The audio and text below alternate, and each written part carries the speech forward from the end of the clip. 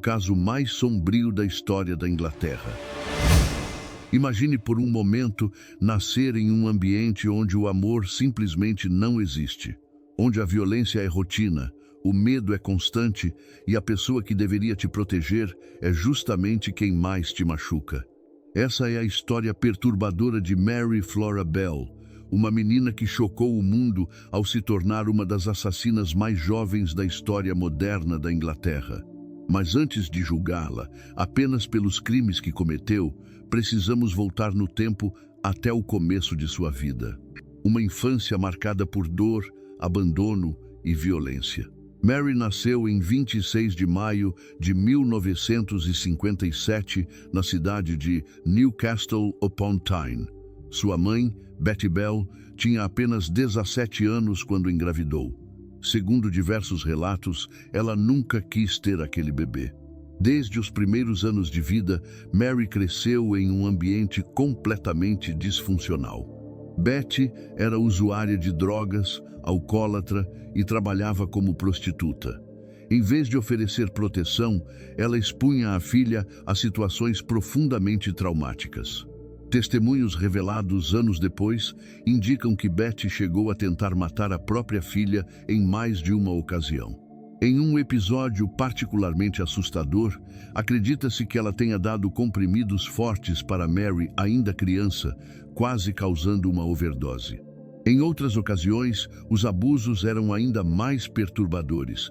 Há relatos de que, quando Mary tinha apenas 5 anos de idade, sua mãe a obrigava a ficar presente enquanto atendia clientes. Algumas fontes afirmam que Betty chegou a entregar a própria filha para homens que pagavam por seus serviços. Isso significa que Mary passou os primeiros anos de vida sendo exposta à violência física, abuso psicológico e, possivelmente, abuso sexual.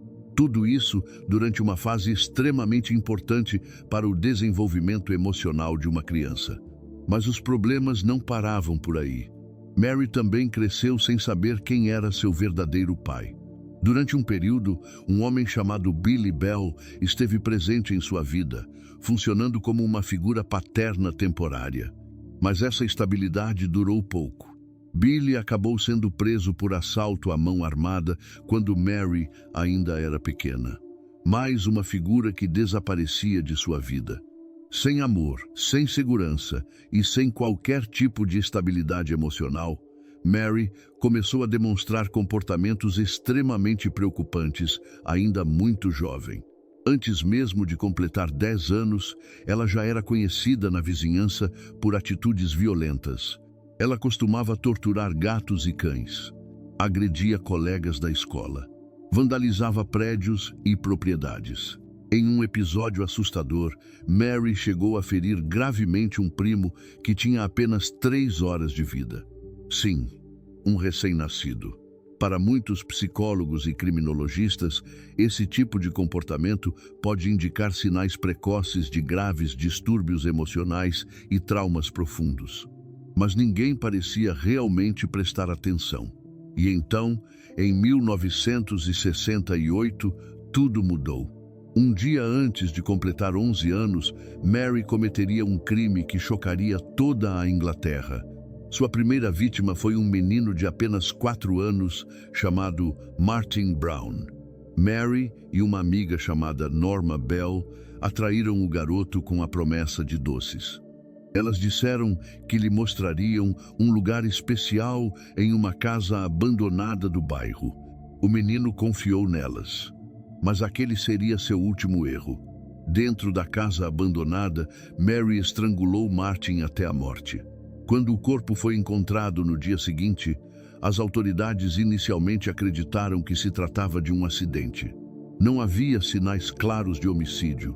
O caso foi tratado como uma tragédia e nada mais. Mas a verdade logo viria à tona. 3 semanas depois da morte de Martin, uma escola local foi completamente vandalizada. Cadeiras quebradas, salas destruídas e uma mensagem assustadora escrita na parede. A frase dizia algo como: "Eu matei Martin Brown." O nome de Mary aparecia junto da assinatura. Mesmo assim, a polícia acreditou que aquilo era apenas uma brincadeira de mau gosto feita por crianças. Um erro que custaria caro, porque semanas depois, outro crime ainda mais brutal aconteceria. Em julho de 1968, um menino de 3 anos chamado Brian Hall desapareceu. Mais uma vez, Mary e Norma usaram a mesma estratégia. Prometeram doces. Levaram o garoto para um local isolado. E então Mary o estrangulou. Mas desta vez, o que aconteceu depois foi ainda mais perturbador. O corpo de Brian apresentava sinais de mutilação. Mary usou uma tesoura para cortar o cabelo da criança. Ela também mutilou partes do corpo do menino. Em um ato macabro, gravou a letra M no peito da vítima, como se estivesse assinando sua própria obra. Quando o corpo foi encontrado, a polícia inicialmente acreditou que o crime havia sido cometido por um pedófilo. O nível de brutalidade parecia impossível para uma criança. Mas à medida que a investigação avançava, algo começou a chamar atenção. Mary Bell e Norma Bell estavam sempre por perto. Elas faziam perguntas estranhas, riam durante o velório e pareciam curiosamente interessadas em saber como a família da vítima estava se sentindo. Isso levantou suspeitas. A polícia decidiu então realizar uma investigação em larga escala.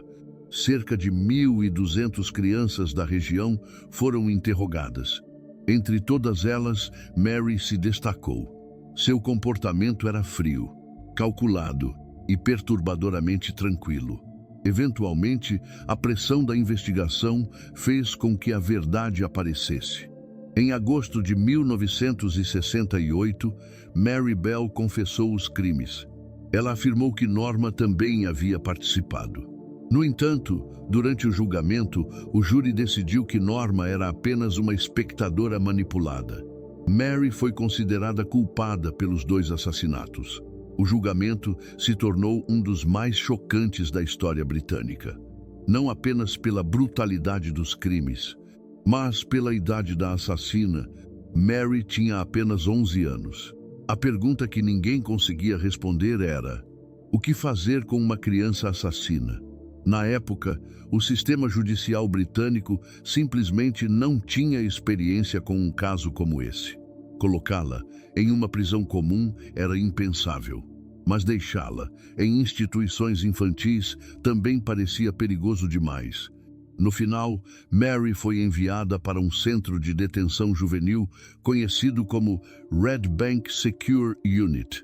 Ali, ela passaria anos sendo avaliada por psicólogos e especialistas.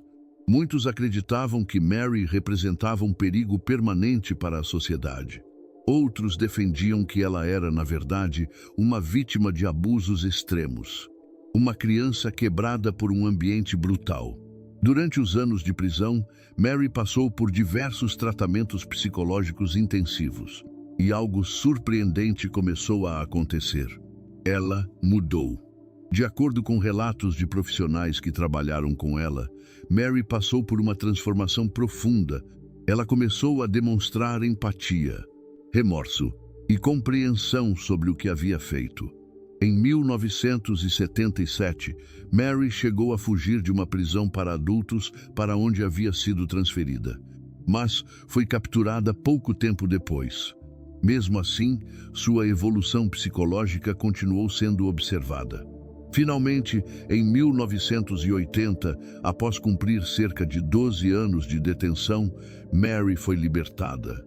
Ela tinha apenas 23 anos, mas sua libertação veio com uma condição extremamente rara.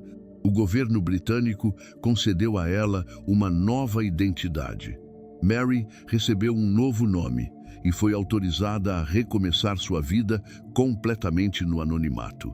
Isso aconteceu porque as autoridades temiam que, se sua localização fosse revelada, ela poderia se tornar alvo de vingança ou perseguição pública.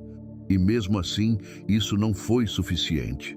Em 1998, jornalistas descobriram onde Mary estava vivendo.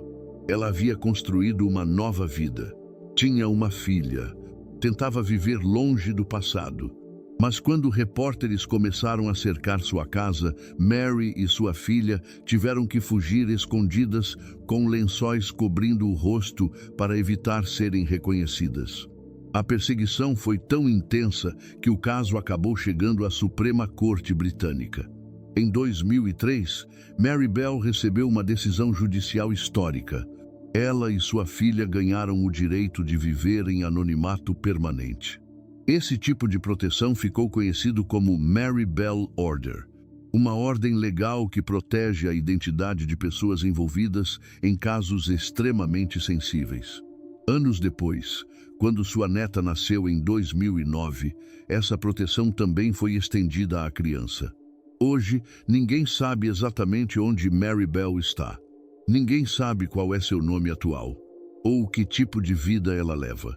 O caso de Mary Bell continua sendo estudado por criminologistas e psicólogos ao redor do mundo, porque ele levanta uma pergunta extremamente difícil. Mary Bell nasceu uma assassina, ou foi criada para se tornar uma? Essa história mostra algo perturbador sobre a natureza humana. Ela nos lembra que, às vezes, os monstros que vemos nas manchetes também foram, um dia, crianças quebradas por um mundo cruel. E talvez seja exatamente isso que torna esse caso tão assustador, porque ele nos obriga a olhar para um espelho incômodo da sociedade e perceber que algumas tragédias começam muito antes do crime acontecer. Agora eu quero saber a sua opinião. Você acredita que Mary Bell foi apenas uma vítima das circunstâncias? Ou que nada pode justificar crimes tão brutais? Comente aqui embaixo o que você pensa.